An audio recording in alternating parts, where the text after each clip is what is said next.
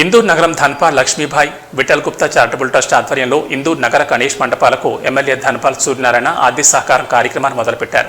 మండపం కమిటీ సభ్యులకు వచ్చేవారికి ఇబ్బంది కలగకుండా 10 కౌంటర్లు ఏర్పాటు చేసినట్టు తెలిపారు.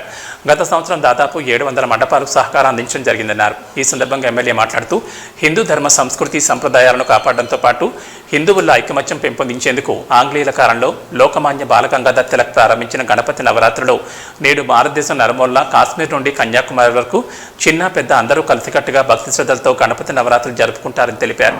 బాలగంగాధర్ని ఆదర్శంగా తీసుకుని ఇందూర్ నగరంలో గత 10 ఏళ్ల నుండి ఈ కార్యక్రమాన్ని తన ట్రస్ట్ ద్వారా నిర్వహించడం జరుగుతుందన్నారు.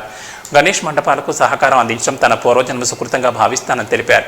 పర్యావరణ పరిరక్షణకు సాధ్యమైనంత వరకు మండపం నిర్వాహకులు మట్టి గణపతులు నిలబెట్టాలని సూచించారు.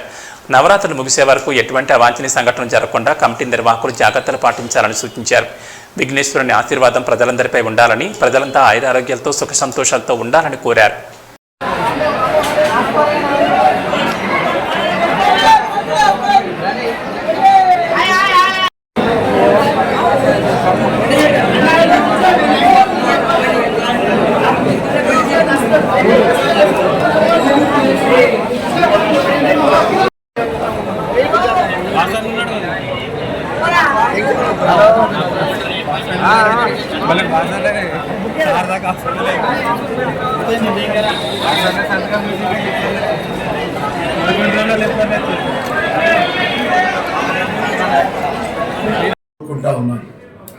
అదేవిధంగా మరొక ముఖ్యమైన గమనిక, గణపతి మట్టి గణపతులని పూజిద్దాం, పర్యావరణాన్ని రక్షిద్దాం, రాబోయే తరాలను మనము రక్షణగా ఉండామని నేను తెలియజేస్తాను. ఎందుకంటే పిఓపి కెమికల్ తోటి తయారు చేసిన గణపతులు వాటర్ పొల్యూషన్, ఎయిర్ పొల్యూషన్ ద్వారా మనం ఎన్ని ఇబ్బందులు పడుతూ ఉన్నామో చూస్తూ ఉన్నాం.